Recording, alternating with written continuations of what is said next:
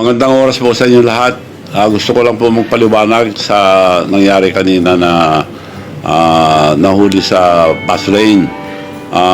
Yun po, I'm very sorry at hindi sinasadya dahil nag-overtake daw yung driver. Hindi naman sa bus lane mismo, nag-overtake lang sa... Hindi nakasarayo kasi bukas. Nag-overtake. Anyway, hindi dapat tularan.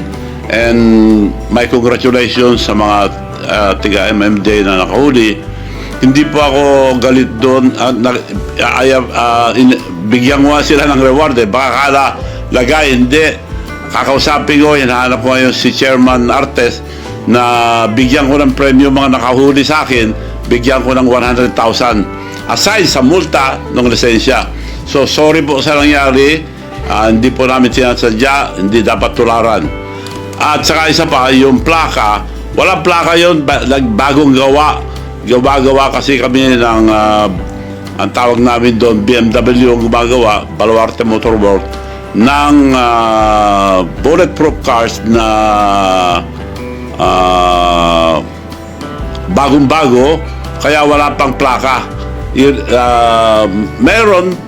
May mga papeles na pero hindi pa na-retro dahil tinetest pa yung mga yun. Marami kaming ginagawang mga bulletproof na kung anong order nung nagpapagawa, made to order kasi yun, kung anong itsura gusto nila, yun ang ginagawa namin. So wala pang plate number yun, pero meron nakarehistro yun, marerehistro yun. Yun lang po, inuulit ko, I'm sorry what happened, hindi dapat gayahin. At ako, aside sa multa sa lisensya, gusto ko magbigay ng premyo sa mga nakahuli through Chairman Artes. So, pasensya na po, I'll be giving 100,000 sa mga nakahuli. Salamat. Hi guys, good afternoon. So, welcome again sa I Care, I Share, I React.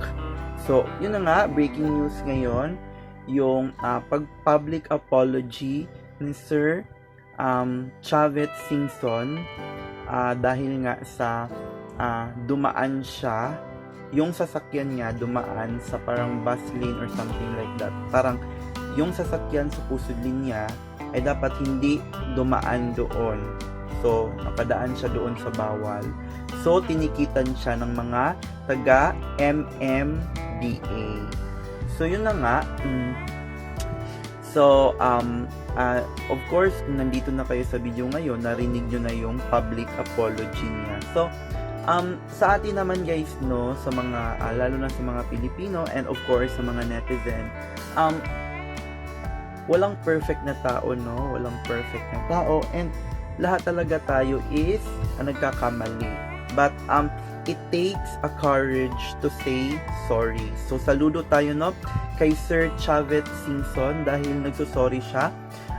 Given na yung influence niya sa ating bansa, like, of course, well-known talaga siya, no, sa politics. And of course, alam nating lahat kung ano yung katayuan niya sa government, and of course, yung image niya sa atin. So, yun, apology accepted, Sir Char. Para sa akin, no, it takes a courage to say sorry. So, saludo tayo kay Sir doon. Kasi hindi naman lahat talaga, lalo na yung mga medyo may katungkulan na sa gobyerno or yung mga medyo matataas na yung ano sa buhay. Like, minsan lang yan, karamihan.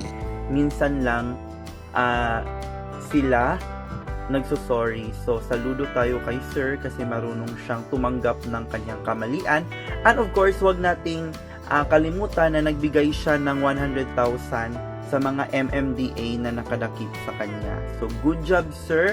Congratulations sa iyo kasi napakabait mong tao. And congratulations din sa mga nabigyan niya ng parang ano lang yun, parang ano niya na for a good job na nahuli daw siya. So, ganun ka-humble si Sir Chavez Singson. So, yun lang. Singson, ang tama nga. So, I hope correctly ko na nasabi yung pangalan at saka apelido niya, no? So, Yun lang ang masasabi natin sa topic na ito. This is again, I Care, I Share, I React.